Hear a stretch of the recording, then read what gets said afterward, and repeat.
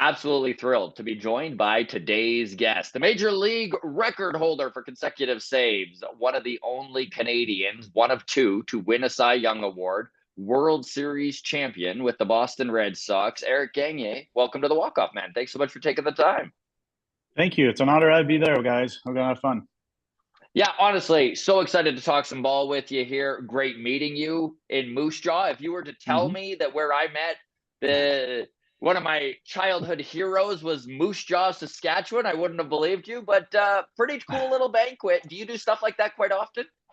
I do sometimes, but that was the first time I've actually done.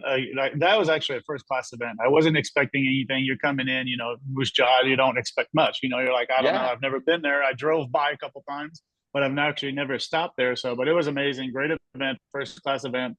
With Chris Pronger, and Duncan Keith. These guys are unbelievable. So just be part of that. That was pretty special. Had you ever met Duncan or Keith before? Or sorry, Chris or Duncan before? No, never. That was the first time. I've watched him play a lot. I mean, that was Yeah. my type of player, but I've never met them personally. No. Very cool. Let's get into some baseball. I want to start with your college experience because I know this is something that you brought up at the banquet that surprised me a little bit because you speak amazing English now. So when I found out that you went to college and could barely speak a lick of English, it was pretty surprising. What was that experience like to just go from Quebec, Canada, down to it was Florida, correct? It was Seminole, Oklahoma. Right in Oklahoma, the right? middle. I mean, Florida would have been a little bit more like Canadian-ish, but going to Oklahoma, that was very different. Yeah, it was Oklahoma. It was Seminole, Oklahoma. So it was very hard. I mean, at first, I didn't really know if I wanted to go or not. And, just for me to give me an opportunity, they give me a full ride. So I was like, you know what, why not, try myself out. I wasn't going to come back to play baseball in Canada. For some reason, I got kicked out of ABC. But now, I'm like, I don't know what to do. I'm not sure if I want to still play. So they offered me a full ride. Eric Bourgeois was going there, so he's the one that called me. And my old coach from Montreal, from Repentigny, Andrew Prado, not Andrew, sorry, Flavio Prado is a coach. He was actually an owner of the junior team. Kind of got me in touch with them. So just going there was really, really difficult. Not speaking a word of English. I mean, just kind of going to Oklahoma in the middle of America. I didn't really know what to expect. Coming from Montreal, it's really culture shock, but it was unbelievable. They're very welcoming. I mean, you don't know what to do, don't know what to expect. You don't know if you're going to find friends or what. You're going to miss home.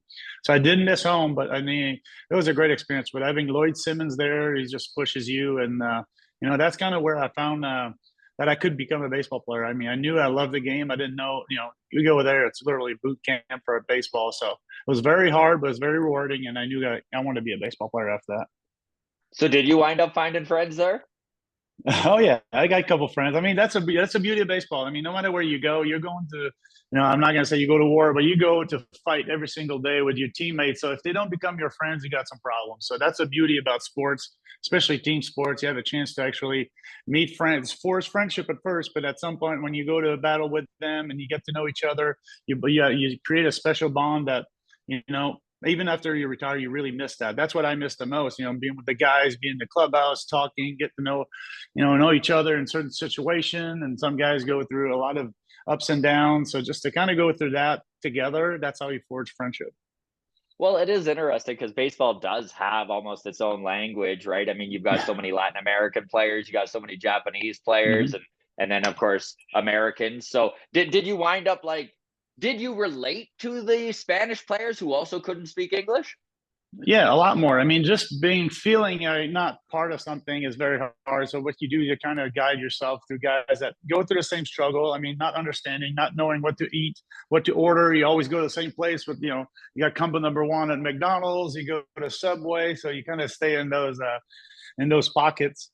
And to me, that was hard, but that was kind of where I kind of always minor league. Same thing. My best friends were Dominicans or Mexicans. My first roommate in A-ball was one of them was Venezuela, or, Nicaragua, Mexicans, Canadians. So Yeah. it's pretty eclectic. But that's the beauty of baseball. It's worldwide, and when you guys see like a guy like Otani now, he doesn't have his translator with him. Now he's bonding with all his players, and he probably doesn't speak perfect English, but like you said, baseball has its own language, and we communicate very well with that.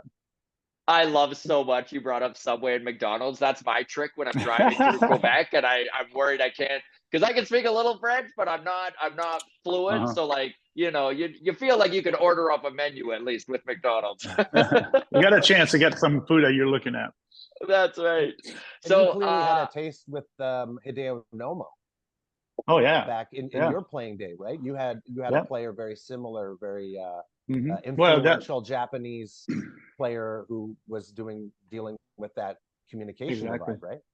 100%. And I think Hideo was there. He had his translator, but he was really one of those. First of all, he's the first guy from Japan to come over, and the media attention, the way that he was in Japan was like a god, and it was unbelievable.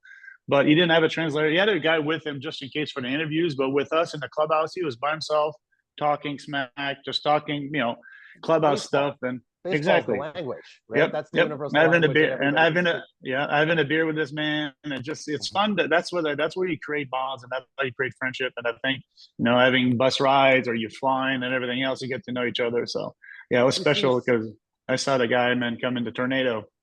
we see something similar with Yusei Kikuchi on our team, bonding with he every time he wins, he's buying his teammates all a $3,000 bottle of whiskey to celebrate. So everybody's finding their way to.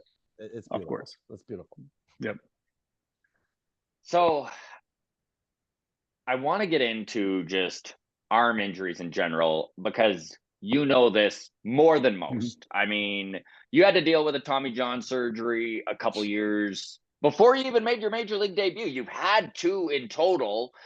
So let's start with the first one, because I am curious. It's such a rigorous injury to come back from, right? Like it's not a 3 months and you're back type of thing. What was it like as a minor leaguer? Because I'm sure the disappointment of that setback was tough to deal with, as you're just getting so close to a call up. And how did you mentally stay focused and not try and worry about losing your spot and just getting healthy again? Yeah, I mean, that's very difficult because, first of all, that was my first year in pro ball, and I had a really good year. I kind of hurt myself a little bit at the end of the season, so I didn't really get a look at it. Came back to spring training, pitched pretty well, but the velocity was dropping.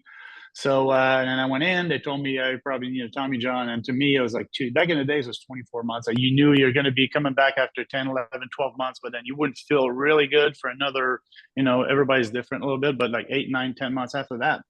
And they were right on. It took me 2 years to really get back. But the rehab is hard. You don't really know what you're going to do after. You don't know if you're going to bounce back. I had a guy like Darren Dryford who was telling me, because I think he had 2 at the time. And he bounced back. He said, you know what, you just got to stay with it. You got a good talent. I was only in A-ball, so it's not like I was really close to the big leagues. But, it was crushing. I mean, you're thinking your dream is over, and what are you going to do? You're going to have to go back to school, go back to work, go back to regular life and come back to reality.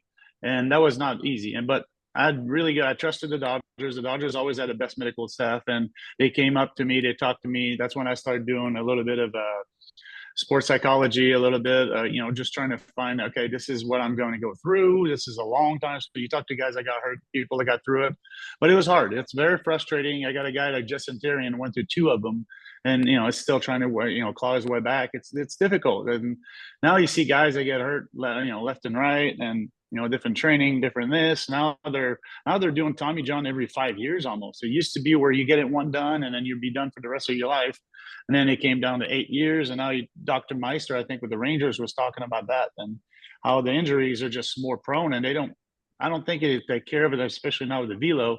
It's going to have, at some point, it's going to have to be like, okay, this is the breaking point. We got to figure out how to have our players longer in the big leagues, not hurt all the time. So I think it's going to have to be an adjustment, but it's frustrating. It's hard because you see guys, even now, the injuries right now, it's pitchers. I think it's Garrett Cole, and there's a bunch of guys that are going down. And, for the game, it's not good. You want your fans to have they identify to certain players. So you want to take care of those guys. Well, it does feel like a bit of an epidemic. And I know that velo is often pointed to. And I mean, curious your thoughts on that, because you're a guy who threw as hard as anybody, and you did go through 2 of them.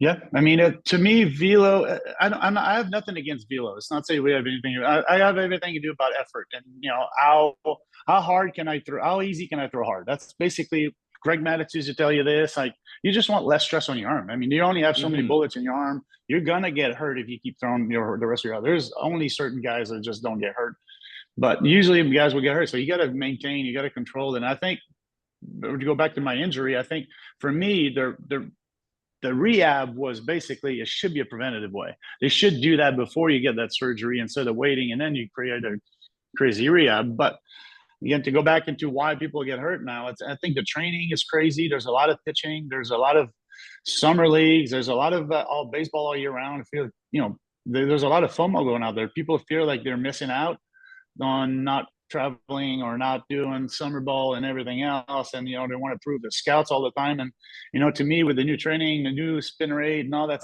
stuff and throwing up, throw as hard as you can, we got to find a happy medium. I think it's coming back. I think it's very cyclical. Baseball is very cyclical. If there's a new way of training, if there's new technology, if there's new anything, it comes in and it gets weed out pretty quickly. But I think the data part, I think it's, it's good. I think I like it as a coach, but as a player, I mean, you only have a certain body and your body lets you do things that you should be doing. So I think to try to push this on the spin rate, on velo and everything else, I would kind of go, okay, learn how to move. Be consistent with your movement. Understand, okay, this is how my body moves. This is how my body reacts a certain time, and then repeat that. Repeat the delivery, and I think it's gonna come back. I think the old guys like me, the guys that were hurt and understand what it takes and what to go through this, it's hard. So I think at some point they're gonna come back where the guys are gonna back off a little bit and they're gonna go location over velo, and I think that's gonna it's gonna become a little bit more. You even see now. I think you see there's more sinker ballers coming back. A guy like is that Webb with the San Francisco Giants? He's one of those guys that just throws the sinker nasty. That's going to come back, and I think these guys are valuable. Exactly, guys at sinkers. I mean, it's very cyclical. You saw guys go 4-seam. Yep, guys like this, it's going to come back more because no matter what, these guys just throw less velo, less stress, more innings, and you save your bullpen. It's going to come back a little bit to normal. It's coming back now.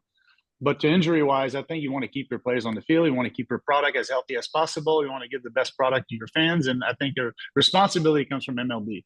And MLB, I got to tell their teams that, hey, we got to take care of our guys. It's, maybe certain training doesn't work out. There's a lot of things we can go through about, how certain people train and the age of the training and, being an athlete and all that stuff. So, yeah, you need to keep the guys healthy. It's my background is in screenwriting. And I actually have the story rights to the Tommy John story. I wrote his bio. Yeah, I wrote his life story, and I've had it for 2 years now, and I know him. He's a really great guy. And to know the first guy a Dodger once again. So when you had done it through the Dodgers, right? When you say that you've had that experience with an amazing organization that has a tremendous track record in Tommy John surgeries. The first ever Tommy John surgery ever performed, Tommy John never required a second one and pitched till he was about 47 years old, right? Yep. And very much a sinker ball, not high velo, ground ball, double play type pitcher. But it's interesting. The thing that I see when it comes to you is that you were very much were brought up as a starting pitcher, right? So you came in with a great curveball, a great changeup, and the fastball, right? So at that time, I remember John Smoltz was coming back also from big arm injury, and they were transitioning him into the bullpen. And you had these two amazing closers that threw a starting pitcher's repertoire, as opposed to the modern day one pitch only fastball. We're going to blow you away, and that's all that there is. You had that pitch, but that's not what you relied upon. And when you looked at your insanely amazing seasons, your strikeout to walk ratio said that you got your outs in the strike zone. Yep. And you were when I think about that, it's like, is there an element of that you feel like you could teach or 100%, pass off to the new generation? Yeah, so a guy like Dr. Job saved so many careers, made so much money for everybody in the world, Hall of Fame, 100%. He's gave me a career, a life that I'm living now. I mean, everything I've ever had is from Dr. Job and through the Tommy John.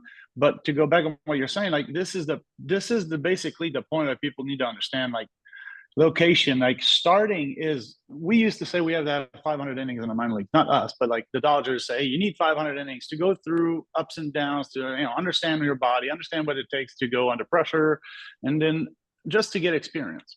And pitching, starting was basically, if you're a prospect back in the days, you're a starter. You're not a reliever. Reliever, I got a fail starter shirt. It's all we used to be. We used to be fail starters. Hey, that doesn't work out here, because they knew the value of a starter.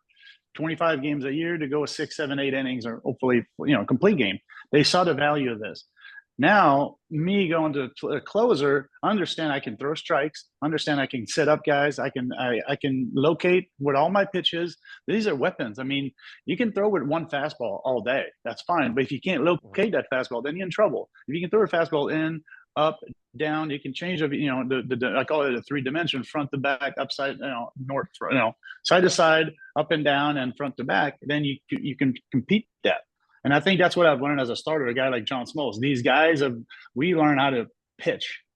Of course, we had velo, which is luxury. Luxury basically, it makes your mistakes be less vulnerable with velo. That's all it really is. I mean, if you're looking at location, the perfect pitch in the perfect location, the perfect timing will be a great pitch, no matter what, if it's 84 or 99. But if it's the wrong pitch at the wrong time in the wrong location, it doesn't matter if it's 105, you're going to get hit. So it's like you got to balance, find a good balance on how do you develop guys that understand how to pitch.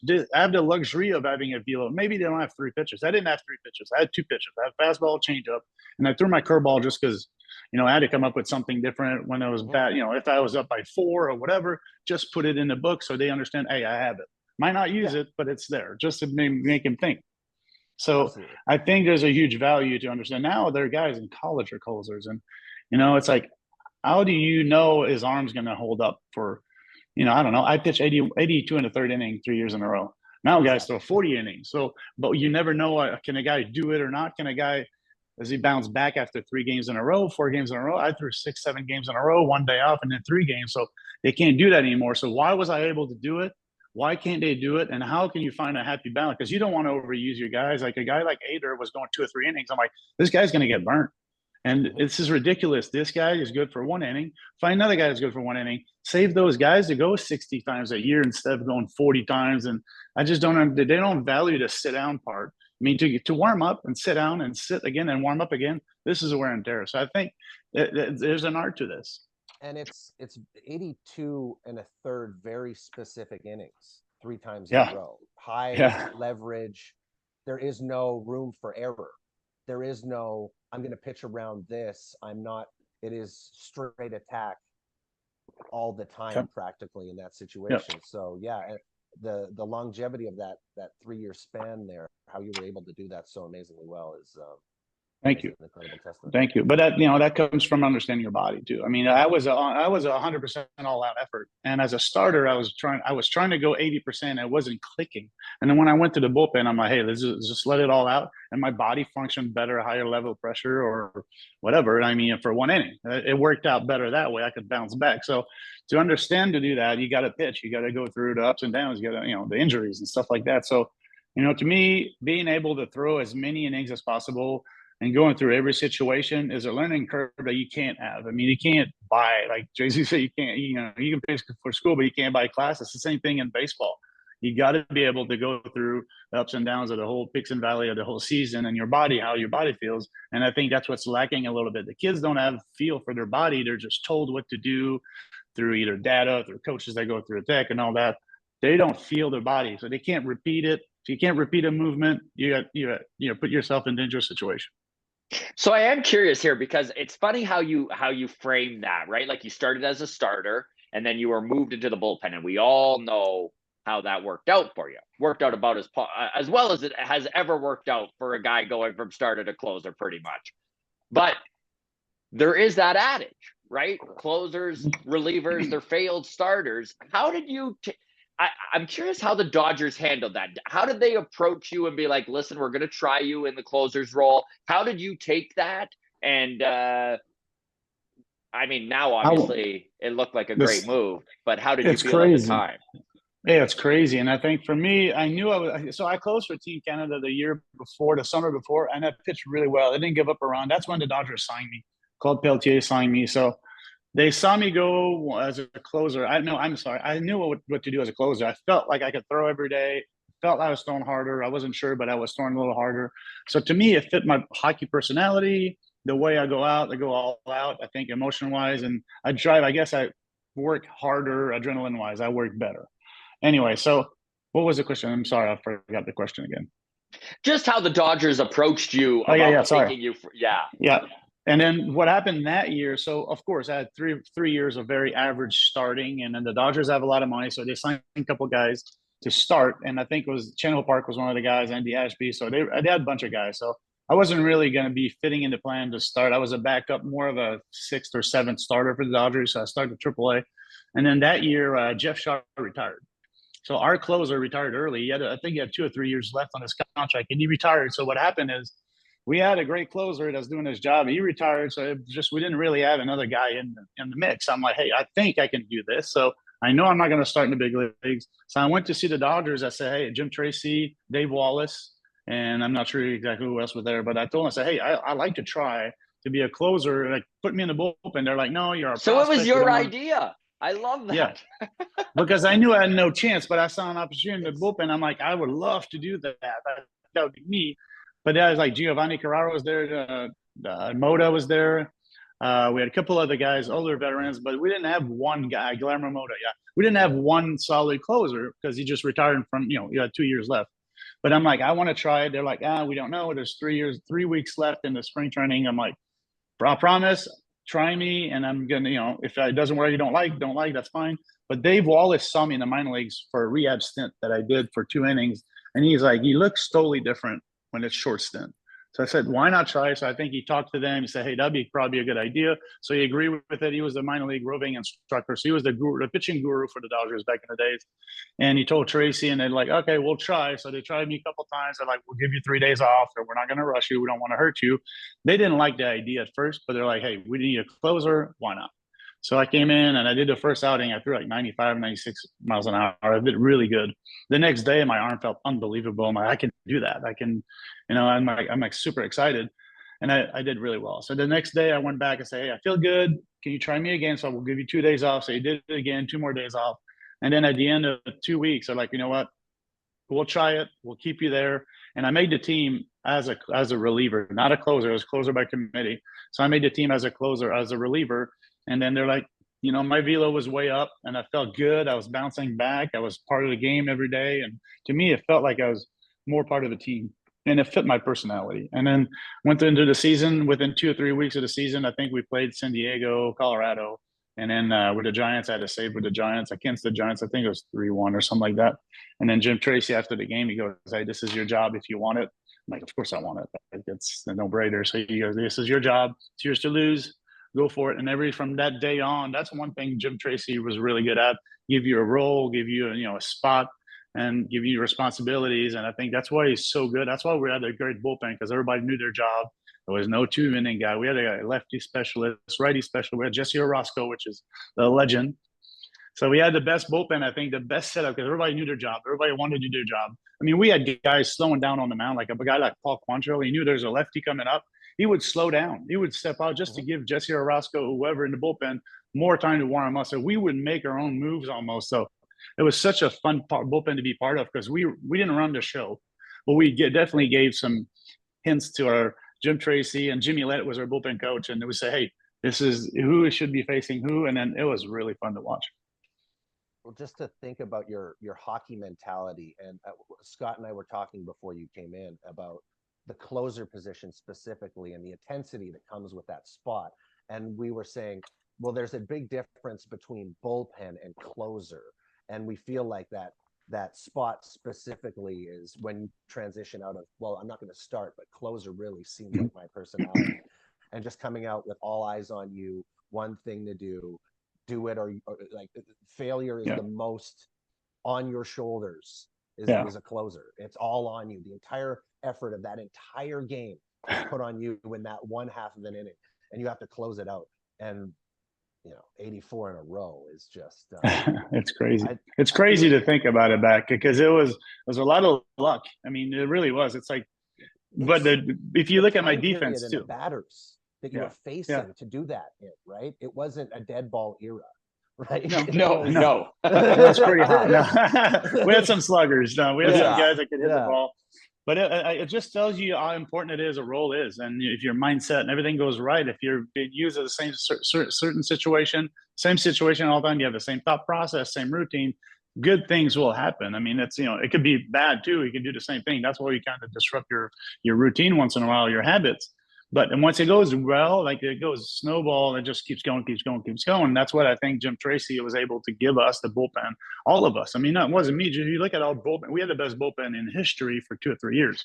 I mean, I did my job in the back, but everybody before me, they gave me the ball like 70 sometimes a year. Like that's a lot of times, but it was only 1 inning, 2/3, just stuff like that where they put me in a situation to succeed and where it would work out for me best. And they did that with every single player. Same thing on the bench. You got a guy like Alex Cora, Dave Roberts. These guys are managers for a reason right now because they're best bench players because they understood their role.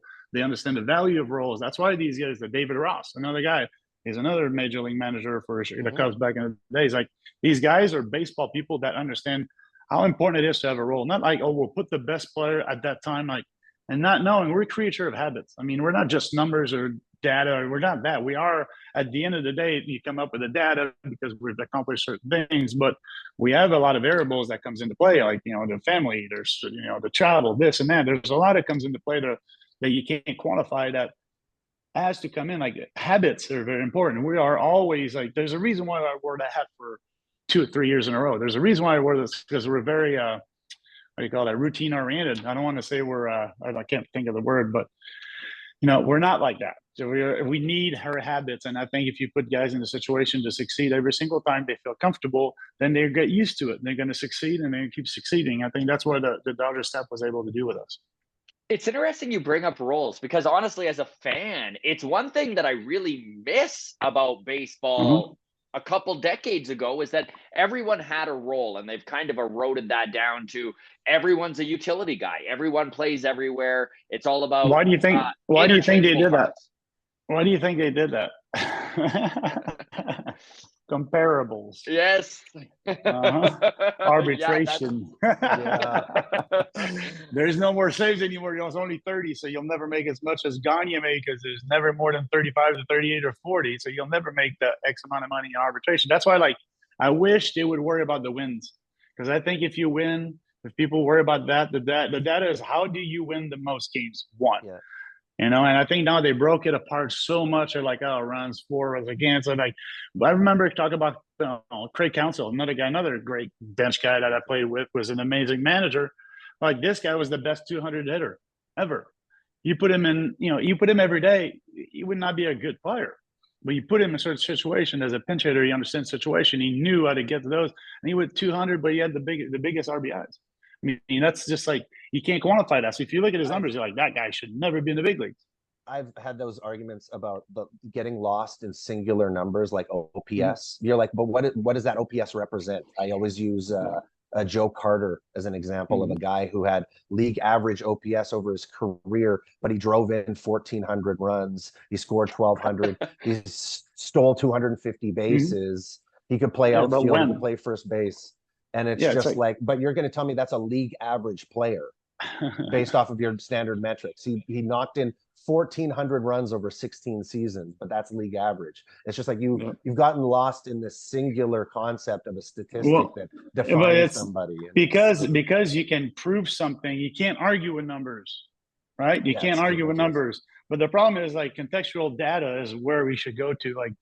In a certain situation, why is there no closer? Because why is it so hard to have the last 3 outs of the game? No one knows.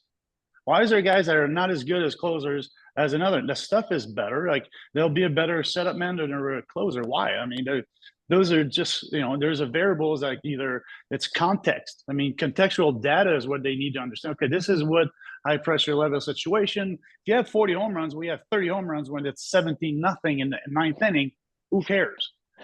I mean, but if you have 20 home runs that win 20 games, well, I want those. I don't want 45 home runs that won 0 and just gave me another, stats. But you have the 20 home runs, all winning home runs. Well, that's a different story.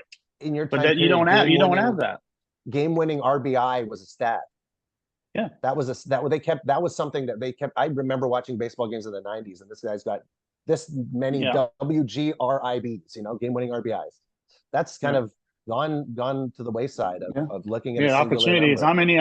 How many opportunities do you have in high level situation to be a hero? And I think that's where guys like a guy like Gibson, like a guy like Kirk Gibson, they hit that home run. I mean, these guys are clutch hitters. I mean, just what does that mean? What's a clutch hitter? You know what I mean? It's just a guy that come up in big situation. Well, there's got to be a quantifiables for this. There's got to be some value to this because one game that you win, if you're on a 5-game losing streak, then you have a guy who can lay a bunt down to get the winning run. That's worth more than one run and one win. That's worth, okay, we stop the bleeding. There's a lot that happens after this.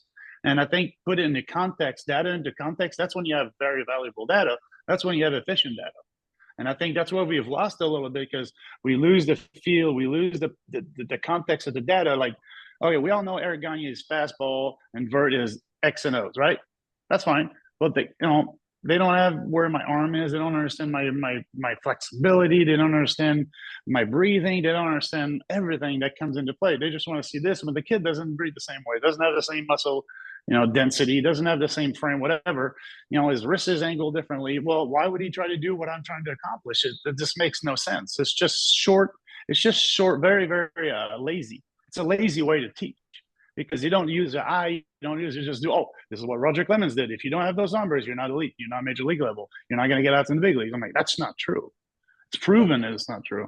It's kind of goes back to what you were saying about guys not knowing their body anymore, right? It's like there's so much stuff. The guys are so much better now, way better than we were, way better. But that missing piece, I think you could have guys winning 30 games a year now with the hitters. Are you kidding me? If you just understood what the hitters are trying to do, which is launch or whatever, like they're adjust a little bit. I'm going a little harsh on that, but you could have that many guys going out there striking out more, throwing the first pitch strike. Instead of swing and miss focus, go first pitch strike. Quality pitches early in the count. How many times are you ahead of the game, ahead in the count? That's where you accomplish better. Like you go data to data. Like a certain data could lead to another data. Another data leads to another data. I think they have to use it that way. But the context is not understanding how to accomplish that data. It's one thing to know what I want to look like, but how to get there.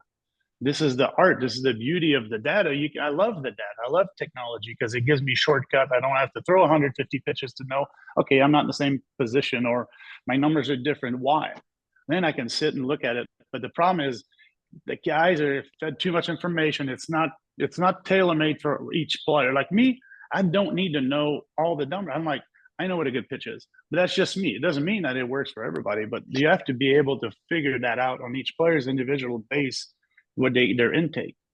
So I am curious then what your approach was, because I know that obviously consecutive saves, that stat is so crazy. But you know what the real eye-popping stat that stood off the page to me is that in 2003, you struck out 55% of the hitters that you faced, which is like mind-blowing.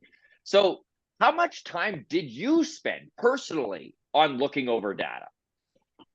I never looked at that. I looked at the way they swung and I understood what I could do and what they were susceptible of doing. That's it. That's all it was. And that's all I tried to do is say, hey, what is my strength? And when in doubt, down and away, fastball. Very simple.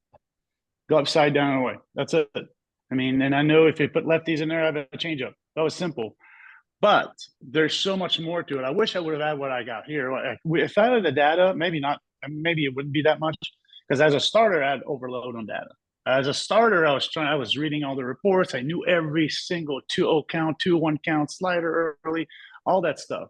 But I think if you want to talk about the streak and the way I was dominating, why I was dominating the stats that you're talking about, if you look at pitching ahead and account the percentage of that, I guarantee is over 80%. I guarantee my first pitch strike were the highest it's ever been. My 0-2 to get to 0-2, how quick did I get to 0-2? That was probably one of the best in the league. How quick did I put those guys away at 0-2? It's probably one of the best because I wouldn't mess around. I wouldn't show all my repertoire every single time. If you see 7 of my pitches in a row, the guy on deck sees the same thing. He sees me move. He sees he sees my tempo. Guys on deck, they don't just look at it. They're trying to time you. The timing is everything. Tempo. Try to as a pitcher, you're trying to create chaos. You're trying to confuse the hitter through not just stuff, but through like, okay, I'm trying to trick him. he doesn't expect what I'm going to throw or whatever. That's all you're trying to do as a pitcher. So to get ahead in the count, I think is the biggest thing. There's the reason why I think I struck out 55% because I was ahead of the count, and I wasn't wasting I wasn't going with my swing and miss pitches on the first fucking pitch. It makes no sense. Like they're trying to go like you're gonna have less than one swing and miss per at bat. So why would you want the first pitch? It's You want it with two strikes. wild that it's ridiculous how pitchers nowadays will not use the foul ball to get ahead and then the whiff late. They use the whiff late early and then they try to get the fastball to be the finishing pitch when they sit off and they'll foul off all day long. All they care about is swing and miss percentage. Yes. As much as possible. It doesn't even enter the count. If you look at those that have the swing and miss percentage, swing and miss the highest, I guarantee 90, they don't even have the highest strikeouts. Guarantee. Yeah. There's no way. Like I guarantee the guy has the least. I want the guy that has the least swing and miss percentage that translates to a strikeout. That's what I'm looking for, because that means that he knows when to use his pitches. Yes, that's you know what I mean. It's very simple. It's also the way that you look at exit velocity, another metric that I laugh at, because exit velocity doesn't account for swing and misses, right? So it doesn't account for all of those. So what is exit velo exactly? What's the algorithm on that? What's the exit velo? Is literally taking balls off the bat and quantifying them all together to give you an average. So it doesn't matter. Velocity. Okay, gotcha. So a swing and a miss isn't considered a zero. Every contact made. Contact made. Yeah, contact only. Yes. Yeah. Contact made, right? So to create a step, but then to not quantify every swing and miss as a zero, right? It's why you look at some of these amazing sluggers and you're like, look at their exit velo. It's like, yeah, but their K rate is 200. That's a ball. They strike out 200 times a year. There's a lot of zeros that you're not adding to that equation, but you're looking at that stat as the be end all, and it's just ridiculous. Yeah, but now you look at those stats into the context again. It's just and who is using those stats and why are they using them, and the reason why they're using it. And at the top, those guys are crazy genius. I mean, I was with Paul DiPodesta. Paul DiPodesta is the guy with the A's back in the days. That movie, Moneyball. Right? That's I can't remember his name, but he's way bigger in the movie. Jonah Hill. Yeah. So in real life, he's super skinny. He's a great guy, amazing, super smart, understands a lot of things that I don't understand. But this guy doesn't understand what I understand. Yeah. And it's like, how do you find a happy medium? Because those guys don't understand what it takes to create that data. They understand what it is. They understand what a successful data is. They don't know how to get to that data. So like we got to find a happy medium. Or do you have to have a translator, someone that can actually tell this is how you get to this. These are the process. This is the steps they need to take to go. Or this is not the data for you. This is the data for you. Or this is what your best data is. So I think using it that way, that's the problem with having so many smart people in a room that are trying to prove a point. Instead of having guys have a feel with no quantifiables, like we say, hey, what's a clutch hitter? Well, they don't want to hear clutch. They don't want to hear that because it's not quantifiable and it's not understood. It's not black and white. It's those gray area, the variables they hate. Data people hate variables because it skewed their reality, or not the reality, but it skewed what they're trying to make a point of, backed up by the numbers, because numbers don't lie. So the players have to be smart though. The players have to be smart and say, hey, this is what works for me. That doesn't work. I don't care. Next. But it's hard to do that when the team pays you and it tells you, hey, this is for the greater good of you, blah, blah, blah, blah. Of course you trust. So it's like, we got to find a happy medium. It is so interesting that clutch used to be no one questioned if there were clutch players. You know, like 20 years ago, clutch was a very quantifiable term, right? It was just like if you knew who performed in big moments. And now it's almost gotten to this point where they've eroded the word down to, is it even a thing? If the sample size is big enough, will it just come out in the wash type of thing? And it's like you said, it is. I mean, it's all about that, right? Like and I understand the part of the money part. I understand the business part. I understand that you're going to use all the tools at your disposition. You got to have all the knowledge. 100% you do. But then you have to understand what it does and why it does and how to get to that number. That's all. There's just normal steps. So you have to ask anybody to start a business. They're not going to go, this is my business and this is where it's at 5. They're going to ask you, how do you get to this? Where do you get your clients? And what is your competition? There's a lot of steps to this. It's the same thing when you go to data. If I'm looking at a guy, what can you do in certain situation? Well, I'm like, okay, you can't do this, that you can't hit a curveball at 0-2. I'm like, I don't have a curveball. So why am I worried about this? Worry about what I can do first. How do I get him with my own repertoire and what's best for me to get this guy out? And I think that is lost a little bit, the feel of the pitch, the flow of the game, all these, like the words that I'm talking about, climb the ladder, flow of the game, blah, you can't quantify this. So they never use that anymore.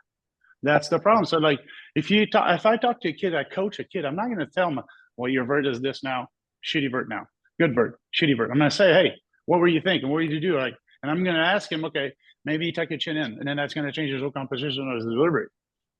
Maybe that's just all you need. He doesn't need to know his vert if it doesn't. Hey, how did it feel? Really good. Okay, what'd you do different? 1 or 2 or 3 keyword. That's it. I'm not going to say, well, that's perfect vert. I'm like, oh, there's so much thing that has to happen before that data even comes into play. You got to execute, and I think that's what's missing a little bit. The feel, the touch. So Eric, number one, thank you so very much for being so generous with your time. I could talk baseball with you all day long if you'd let us. I know you've got about 10 minutes left here. So what I'm going to do we got time. We can go. We can go a little bit. Okay. So what I'll do is I'll throw to Joel here because he's got a couple specific moments in mind that he wants to just kind of pick your brain on. And we also have some listener questions too. So we'll go to you now, Joel. Perfect. Yeah, this really sucks because a bunch of stuff, but just listening to you talk makes me think about a million other things. And so I'm just going to throw this out real quick. Is that it's funny that you talk about all these elements, and I think about player identity and making that player succeed the most in their body and what they're able to perform. And it's funny because I'm the ultimate Alex Anthopoulos guy, who is another French Canadian who down in Atlanta, I feel identifies players truly for their value and understands what a 4-hole hitter is, understands how to maximize players across the lineup to make a diverse lineup, a switch hitter, lefties where you need them, RBI guys. And you see it in the bullpen, you see the starting pitchers. There isn't a set success. There isn't a unified way of success across. You got Jesse Chavez, 41, throwing unbelievable. I love this guy. Right? Exactly. It's and he always feels good in Atlanta. Always feels good in know, Atlanta. Right?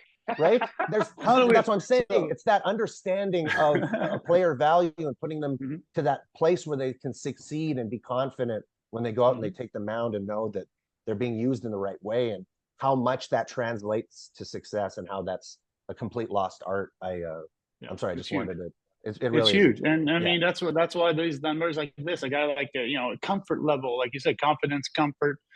That's so much value to this. I mean, a guy that could be very average, but he goes into a situation where their veterans are shitty or they treat him like shit. They don't make him feel welcome. And the kid's going to be fading away because he needs that confidence. He needs that little boost compared to a team that you go, they're welcoming. They make you feel welcome. They get you your suits. They make you feel like you're part of it. That's a huge difference. I mean, we're talking about hazing and stuff in sports. Like this is like, all right, a guy like Holiday now, he just went sent down to the minor leagues. Like, all right, how do you not hurt his confidence?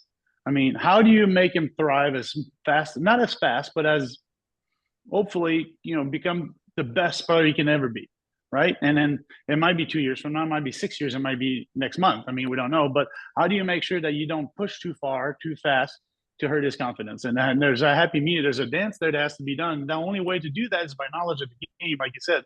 Alex, guys like this, they understand the game, they understand the person, I wrote down player's identity. Like the player identity is the most important thing you can ever have as a player. It's like if I know who I am, how I react in certain situation, who can I bounce best stuff off? Like who's my teammate I can cry to him, or I need if I can have a beer with someone else. Who do I go to? And that's important. I think he understands that. He did an interview just like about 6 weeks ago where he says you can look at talent all you want, but it's the person, it's the identity, it's who they really are. And talent with the right teachers can be taught so it's really, or how does he get that talent out, like what does he need to get this talent out? How do you unlock that? How do you look at a guy like Michael Harris, who was a pitcher, and see your center fielder, right? Like it is so anyways, I completely agree with all of that. I wanted to just bring up 2 things so I don't make it too much about me and it's kind of save your time. I wanted to bring up Kent Bottenfield in 2001. Own him. Yes, I wanted to bring that He's in up. the books. Right? What was that like out of all the experiences that you had? Because that transition from being a starting pitcher in that era, well, that era, it's just a few years ago, right? Universal DH isn't that old, but that transition of taking at bats, seeing the game from the other perspective, and you going into Houston and hitting one and hitting a bomb. Yeah. We'll go back to like how hard is it to get outs? It's hard, but as a pitcher, we give so much credit to the hitters. I mean, go hit a little bit, see how hard it is. I mean, I remember facing Carlos Zambrano, and I'm sitting on. He's a guy that was throwing 95, 98 sinkers. Like, it was ridiculous. I get in the bat, and I get on the literally on the plate, and I see that ball coming. I'm like, oh my god, this is ridiculous. The ball looked like it was this big. So as a joke, I turn around, I tell the umpire, I say, hey, dude, you got to check the ball. He goes, no, the ball's fine. I'm like, the ball is way too small. There's no way that's a legit baseball. It feels like he's throwing golf balls.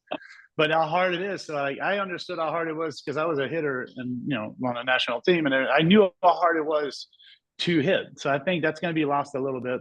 But it's Ken Bottenfield. And I think that was when I hit a home run off of him in Houston. And I think I was so excited. That was the best feeling in the world because, you hit balls. You're like, man, if I ever get to the big leagues, you're like, when you're young, like, I'm going to do this, I'm going to pimp it and everything else. Not what happened at all. I hit it, the best feeling in the world, and I sprinted. And I wish I would have just slowed down a little bit. And I ran so fast. And I think the next inning, I gave up like a 4 or 5 spot. And the next day I was sent back to minor league. So that was my Ken Bottenfield moment. But yeah, I mean, I think it's fun to hit. But you have a major league dinger and a triple and a triple. Which I was going to ask, which one was more saddest? Which one was a wilder feeling to end up at third base? Yeah, I'm not sure. I think getting to third is really brutal. It's hard. I mean, all full speed, and I hit it. And the crazy thing, I don't know if it's still a record or not, but I heard it was a record. So I hit a triple at Pro Player Stadium back in the days in Florida. And I was against Brad Penny. And then I gave up a triple to Brad Penny in that same inning. And I think that's the first time 2 pitchers hit triple in the same inning off of each other. So I don't know if that's true, but that's what I heard. So yeah, triple was fun because I hit the cycle in my career. So that's all I care about. That's great. My second question, because you probably hear this all the time. This goes to the famous Barry Bonds at bat that you had the conversation with him. You would agree, your gentleman's agreement. Yes, your gentleman's agreement. Okay. My question was on that fastball that you threw him inside that he pulled. Mm-hmm. And you're sitting there and you get the ball back. And you know that you had that conversation with him. And you know what the agreement is. It was 1 curveball. Mm-hmm. And it's kind of 2 questions. That I already used. Yes, you already used the curveball, right? My first question is, do you think that you actually if that little box was there back in the day? It was a ball. It was a ball? Yeah, it was that far on my side, that far out. Probably. Yeah, it was a ball. It was 100% a ball. Okay, so that goes to Barry. And being able to spit on that pitch with 2 strikes is ridiculous. My other question was, after he hit that foul ball before he hit the home run, were you thinking you're like, I should maybe throw him the changeup here?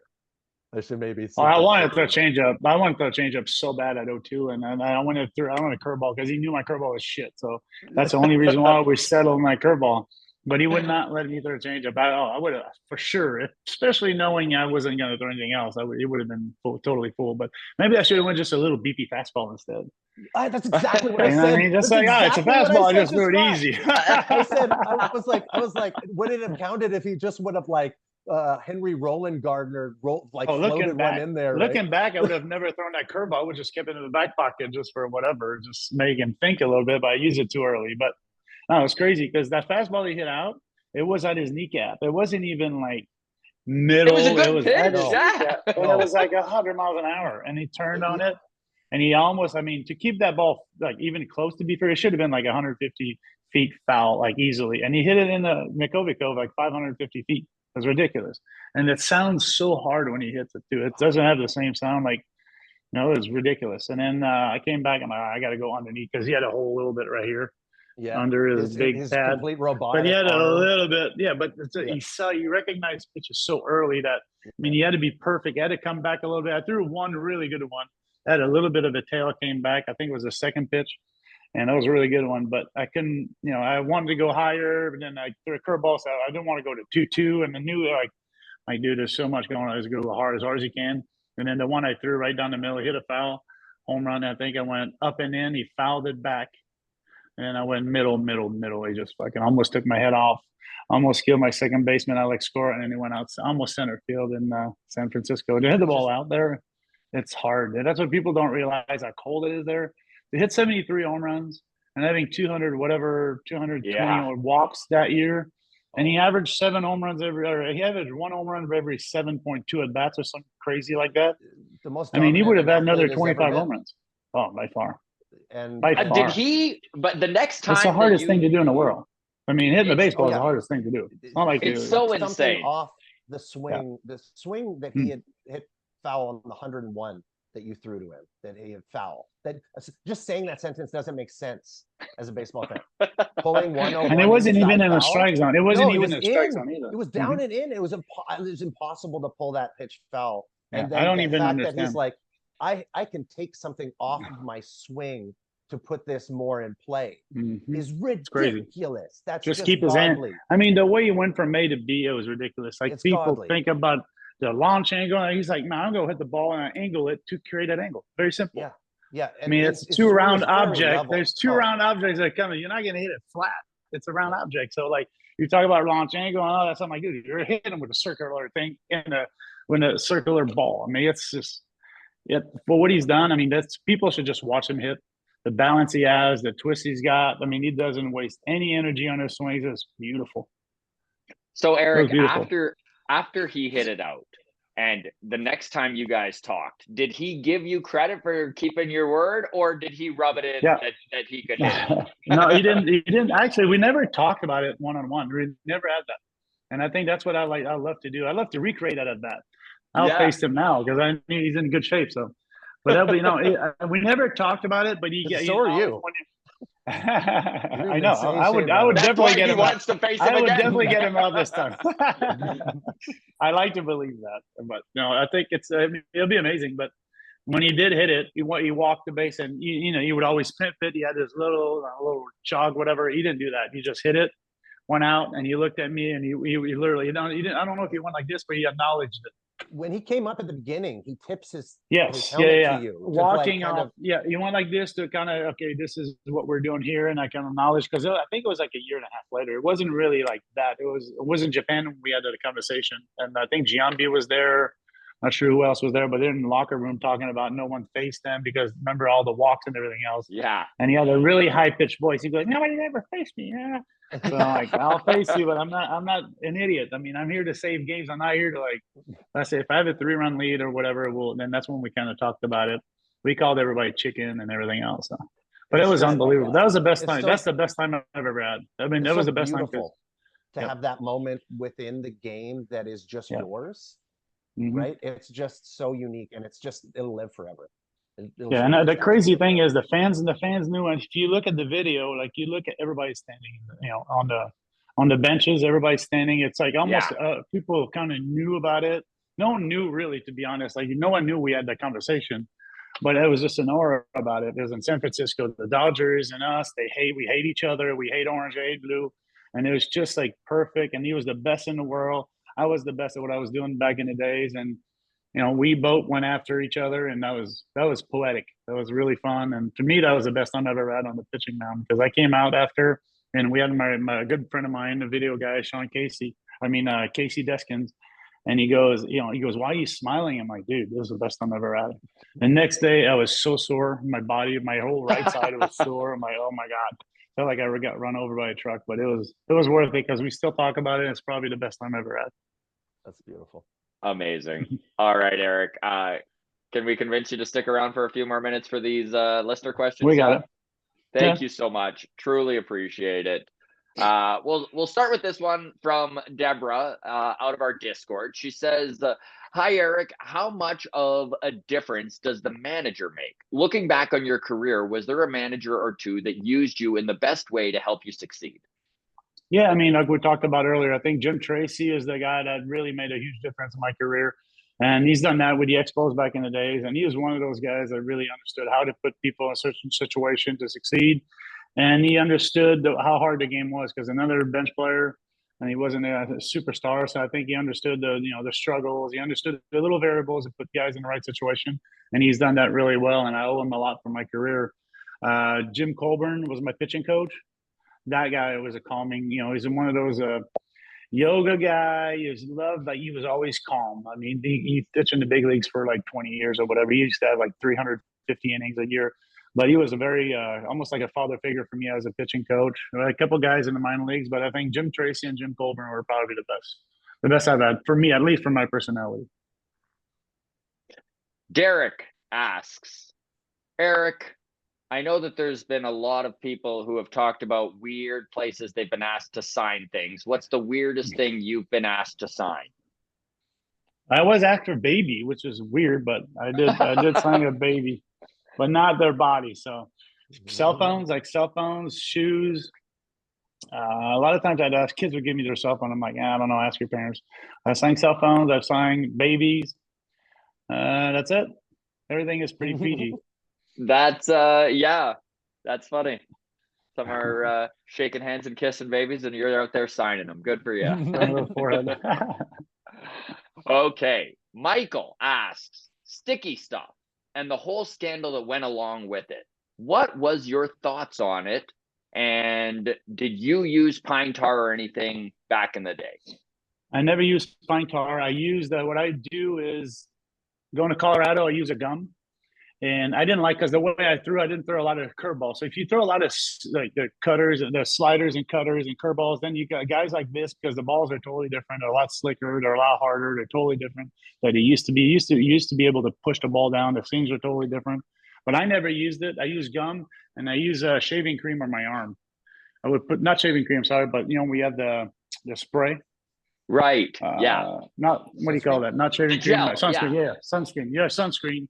And you put sunscreen on, but I would actually, you do it a little bit with the sweat and use the rosin, so it would get a little sticky. But MLB needs to do something. They got something at Lululemon.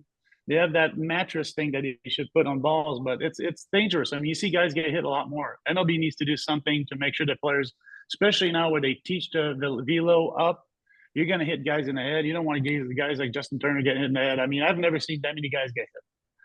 Not like that. Not in the head. I mean, that's like crazy. You hit guys on purpose back in the days. Now you get hit in the face. And I mean, you got like Tatis is getting thrown at. I don't know if he's getting thrown at or the guys just know you got to throw in. They don't control it, but it's dangerous. And I mean, it's like you need to have, and I guarantee the players, if you tell the players, hey, you're not going to get fastballs up in anymore because we're going to be able to control the ball. There's got to be a way. Japan, they have a ball that they use. Has a little tackiness to it. So I mean, I wouldn't just find one substance that everybody agreed to it and use that and make it where it's safety players. That's player safety first. I mean, if you can't think about player safety and you think, we don't want to, like, first of all, owners should have no say in this at all. Like, why would they don't even never thrown a baseball? So why would they even have any fucking say in this? I don't understand how they're allowed to have an opinion on this. This on-field stuff should be only players. Yeah. They don't play. They should back off. They only use it to negotiate, which is bad. This is bad faith. You don't do that. If you want the greater good of the game, if you want the player safety, you want the best product on the field to stay on the field, do all that, give what the players want. Very simple. It's not that hard. I mean, it's just common sense. Last question. This one comes from Jenny, and she asks, Eric, welcome to the jungle. Was that your call, or did the Dodgers make it your theme song? It was my call, and the reason why I picked it, because when back in the days with when I was in Montreal, the Metallica and Guns N' Roses came in, and then Metallica I think they got pyrotechnic in their face, they got hurt, something happened, and I was going to go, and then Guns N' Roses, Axl Rose came in. They're like an hour and a half late. They weren't supposed to play, and they said, "F you, Montreal, we're out of here." They only played a couple songs, and there was a huge riot at the Olympic Stadium. So when I went to the big leagues as a starter, they asked me, hey, what song do you want when you warm up in the first inning? I was like, whatever, just give me Welcome to the Jungle. but as a starter, that's what I use, and it just kept going, and I became a closer, and it fit perfectly. It did fit perfectly. It's iconic, honestly. That and game Thank you. over. Yeah, game over was all Dodgers. That was actually the whole branding of this was all like our clubhouse guy. Very cool. Yeah, Very our clubhouse cool. guy came up with the whole schema thing. That's pretty cool. Well, Eric, this has been an absolute pleasure, my man. Thank you so very much for being so generous with your time. Really, really appreciate it. And all the best over the year. Hopefully, maybe you. a little down the road, I can twist your arm and convince you to come back sometime. I'll definitely come back. You guys are awesome. Thank you. Thanks for having me. Yeah, Thank you thanks so so much. much. Thank you, guys. Appreciate it.